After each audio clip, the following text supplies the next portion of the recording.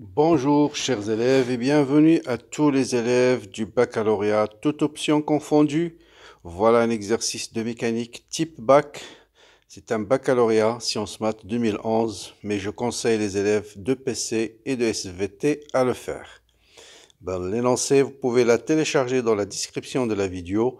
Essayez de la bien travailler, comme d'habitude, avant de voir la solution. Donc voilà en résumé l'énoncé. Donc vous avez un skieur qui va glisser sur un plan incliné avec une vitesse V0 et il va arriver ici avec une vitesse V et il va arriver ici avec une vitesse V0.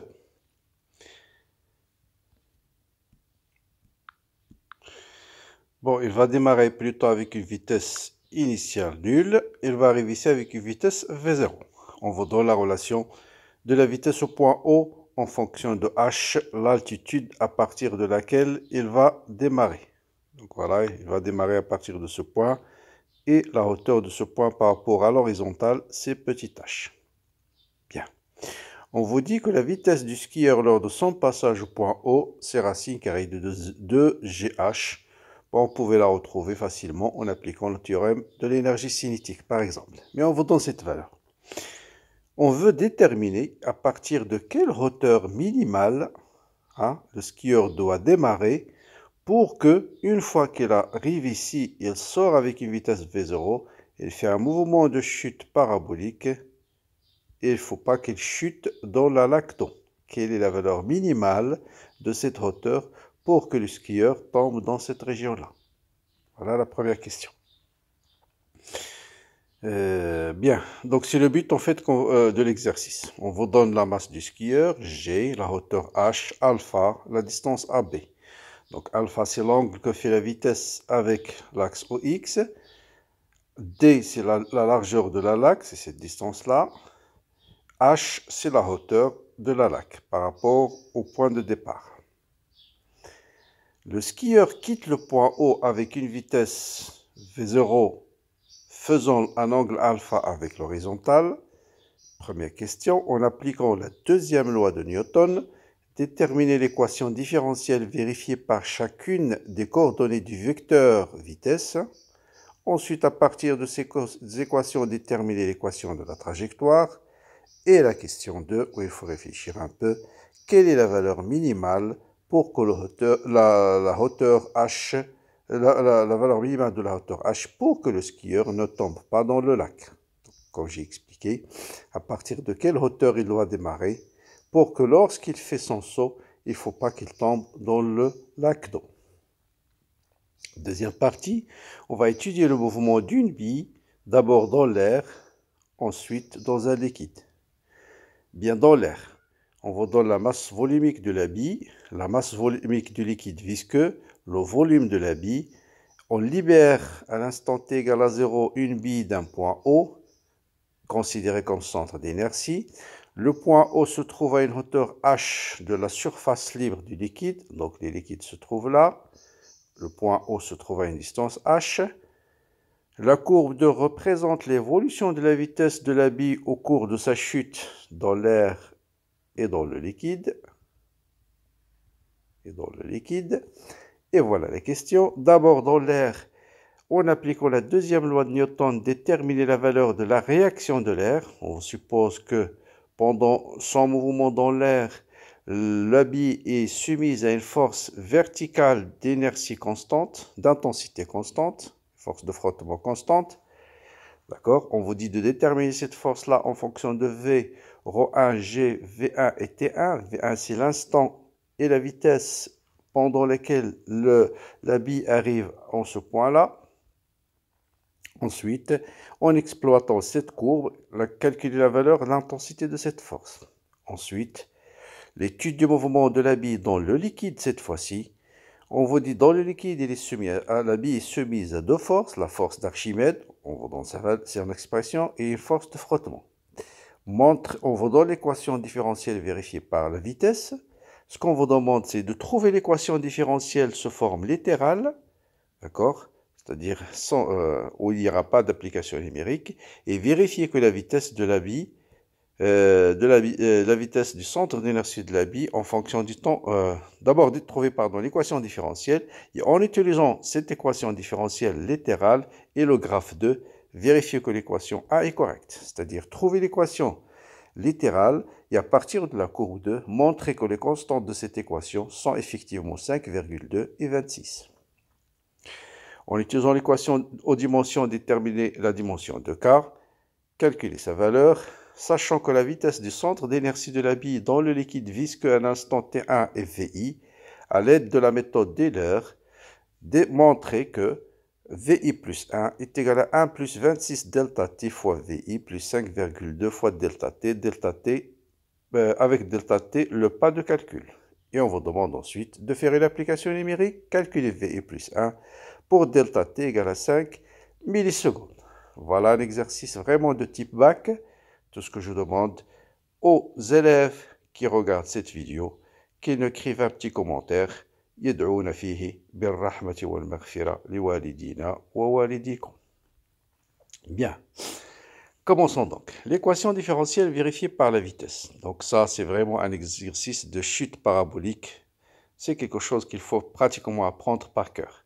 Toujours en mécanique, vous avez trois choses. Système étudié, repère d'étude, force appliquée. Donc le système étudié, c'est le skieur. Le repère d'étude, c'est OXY. Et quelles sont les forces appliquées? C'est uniquement le poids. Deuxième loi de Newton, somme des forces est égale à M gamma. Le poids, c'est mg, donc A est égal à G. Ensuite, projection sur OX, le repère d'étude, et sur OY. Sur OX, vous voyez bien que l'accélération G a pour composante 0, parce que G est suivant uniquement Y. Vous pouvez écrire ici G est égal à moins G suivant J. Donc la projection des composantes de l'accélération, bien sûr, c'est toujours AX, AY, c'est algébrique. Donc AX, c'est 0, parce que la G n'a pas de projection suivant l'axe des Y, et AY égale à moins J, moins G. D'accord? Qu'est-ce que c'est qu'AX? C'est d de Vx sur d de t. Qu'est-ce que c'est qu'AY? C'est d de Vy sur d de t. Donc voilà les équations différentielles vérifiées par les composantes de la vitesse. C'est la première question. Deuxième question, détermine l'équation différentielle. Donc il suffit d'intégrer ces équations. Si d de v de x sur dt égale à 0, ça veut dire vx égale à une constante. Cette constante, c'est sa valeur à t égale à 0. À t égale à 0, vx, c'est ça. Donc c'est v cosinus alpha. v0 cosinus alpha. Vy, c'est quoi? L'intégrale de g, de moins g, c'est moins g fois t plus une constante. La constante, c'est la valeur de vy à t égale à 0. C'est cette quantité-là. Côté opposé, c'est sinus. Donc v0 sinus alpha fois t. Donc je connais Vx, je peux intégrer pour déterminer x, parce que Vx c'est d de x sur d de t. Donc j'intègre l'intégrale d'une constante, c'est V0 cosinus alpha fois t, plus une constante, qui est la valeur de x à t égale à 0. Comme le skieur démarre de l'origine, x0 c'est 0, donc la constante c'est 0. Y, l'intégrale de t c'est t carré sur 2. Constante, c'est la constante fois t, V0 sinus alpha fois t, plus une constante, toujours. Mais à t égale à 0, y0 est égal à 0.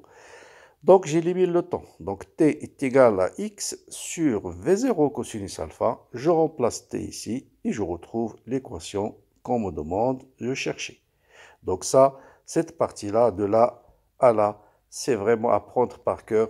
C'est commune à tous les exercices de chute parabolique. La seule chose où il faut faire attention, c'est l'orientation de l'axe. Est-ce qu'elle est suivant la verticale vers le haut ou vers le bas? Ça veut dire G peut être soit moins G, soit plus G. Voilà ce qui change. Quelle est la valeur minimale de H? Voilà la question intéressante.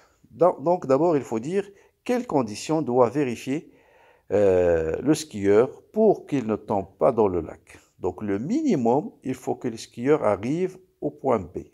Voilà. S'il arrive au point B, c'est le minimum de la vitesse V0.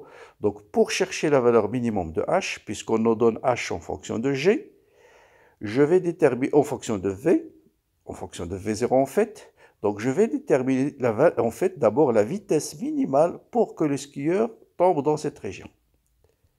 Donc pour qu'il tombe dans cette région, le skieur, ou bien pour que le skieur ne tombe pas dans la piscine, il faut que x soit supérieur ou égal à d. Donc ça veut dire x doit être dans cette région. Donc le minimum de x, c'est quoi? C'est la valeur de d. Et si x est égal à d, y est égal à quoi? Est égal à moins h. Faites très attention. Hein? Donc voilà y est vers le haut. Voilà les coordonnées de point B. Donc les coordonnées de B, ce sont x égale à d, y est égal à moins h. Donc je reviens dans l'équation de la trajectoire. Je remplace d par moins h et x par petit d et je vais trouver la valeur v0. Et cette valeur, c'est la valeur minimale pour que le skieur arrive au point B. Donc les coordonnées de B, ce sont d égale à moins h. Et si je connais la valeur minimale de v0, je peux déterminer h min. Donc cherchons la valeur minimum de la vitesse. Donc je remplace d par y par moins h et x par d. Voilà, vous faites l'application numérique. H, c'est moins 0,5. G sur 2, c'est 5. D, c'est 10 au carré, c'est 4. C'est 100. Cosinus alpha, c'est racine de 3 sur 2. 1 sur racine de 3 sur 2 au carré, c'est 4 sur 3. V0 au carré. D, c'est 10. Tangente alpha, c'est 1 sur racine de 3. Et je trouve V0 au carré égale à 106. Donc voilà la valeur minimale pour que le skieur arrive au point B. Si je connais la valeur minimale de la vitesse, je peux déterminer, puisqu'on me dit V0, c'est racine carrée de 2G fois H. Donc la valeur minimum de V correspond à H minimum. Donc V0 au carré, je lève au carré, c'est 2G fois H min. Donc H min, c'est V0 au carré sur 2G. Et je fais l'application numérique et je trouve 5,3 mètres. Donc au minimum, il doit démarrer à partir d'une hauteur de 5,3 pour qu'il ne tombe pas dans le lac. Si H est inférieur à 5,3, le pauvre skieur, va tomber dans le lac d'eau. Deuxième partie. On va étudier le mouvement d'une chute de bille dans l'air d'abord. Toujours, système étudier la bille. Repère d'étude, cette fois-ci, c'est l'axe X. Fais bien attention, c'est dirigé vers le bas. Et le système, les forces appliquées, c'est le poids plus la réaction, qu'on suppose qu'il est fixe. Et puisque la réaction, c'est une force de frottement, bien sûr, la réaction, elle est vers le haut. Le poids, il est vers le bas. Donc, la réaction, c'est moins R suivant I, et P, c'est mg fois I. Deuxième loi de Newton, somme des forces est égale à m gamma. L'accélération de gamma, dans ce cas-là, c'est uniquement AX. Le mouvement se fait suivant l'axe des X. Donc, mg moins R est égal à max. Donc, g moins ax égale à g moins R sur m. Ax, c'est quoi? C'est d de Vx sur dt. Donc, j'intègre. Donc, V de x, c'est g moins R sur m fois t plus une constante. Et la constante, c'est la vitesse à t égale à 0. Comme V0 égale à 0, donc il nous reste uniquement V de x est égal à g moins R sur m fois t. On me dit d'exprimer R en fonction de V1 et T1. Donc, je remplace tout simplement ici l'instant T1, V égale à V1. Donc, à l'instant T1, V égale à V1. Et je déduis la valeur de R. Donc, V1 sur T1, c'est G moins R sur M. Donc, R sur M, je le ramène de l'autre côté et celui-là, je le ramène de l'autre. Donc, R sur M est égal à G moins V1 sur T1. Donc, R est égal à petit m, facteur de G moins V1 sur T1. Je connais tout, je connais G, V1, T1, petit m. Je fais l'application numérique et je trouve la valeur de R. Donc, valeur de R, voilà, V1 sur T1, ça c'est à partir de la courbe. Hein. On vous dit, il faut utiliser la courbe. Bien sûr, je ne connais pas V1 sur T1, mais je connais V1 en fonction de T1. C'est une droite. Et le moment où il arrive dans le liquide, vous voyez bien que la vitesse change. Donc, le moment, c'est celui-là. Donc, je détermine la pente de cette droite. Donc, c'est V1 sur T1, c'est 3 sur 0,35. Donc, R est égal à ρ1, je remplace ρ1 par sa valeur, V par sa valeur, G par sa valeur, et V1 sur T1 par sa valeur, et je trouve 1,4, 10 à la puissance moins 2 newton. Très bien. Maintenant, on va passer au mouvement dans le liquide, toujours. Hein. C'est systématique, hein, méthodique. Système, c'est la bille. Repère d'étude OX, force appliquée, c'est donné. Il y a la force d'Archimède qui est égale au poids du volume du liquide déplacé, mais on vous donne la forme, c'est moins ρ2 fois le volume de la bille fois G suivant I, c'est une force de frottement, toujours opposée au mouvement. Et le frottement aussi, c'est moins K fois la vitesse fois I. Et P, bien sûr, est égal à mg fois I. N'oubliez pas que I est dirigé vers le bas. Équation différentielle par la vitesse. Deuxième loi de Newton, somme des forces égale à m gamma, projection sur OX. et je remplace. Donc, moins ρ de V fois G, moins K fois V, plus mg égale md de V sur d de t. Et je trouve donc l'équation différentielle vérifiée par la vitesse. C'est la forme littérale, puisqu'on me donne la forme numérique. Bien. Donc, voilà cette expression-là. Là, je vais simplifier cette expression en remplaçant la masse de la bille, parce qu'il n'est pas donné dans l'énoncé. Il est donné la masse volumique, et je connais le volume de la bille. Donc, la masse de la bille, c'est ρ2 fois V. Ensuite, je simplifie par V, et ρ1 plutôt, ρ1, c'est ρ1 fois V. Je simplifie ici, et je trouve ρ2 sur ρ1. Voilà. Maintenant, je vais vérifier que ça, c'est exactement égal à 5 de dv sur d dt. C'est 5 sur 2 moins 26. Ça veut dire quoi? Je dois calculer ce terme, et je dois montrer qu'il est égal à 5,2. Je dois calculer k sur m et montrer qu'il est égal à 26. Bon, cherchant g moins ρ2 sur 1 fois g, on connaît tout. Faites l'application numérique, vous allez trouver exactement 5,2.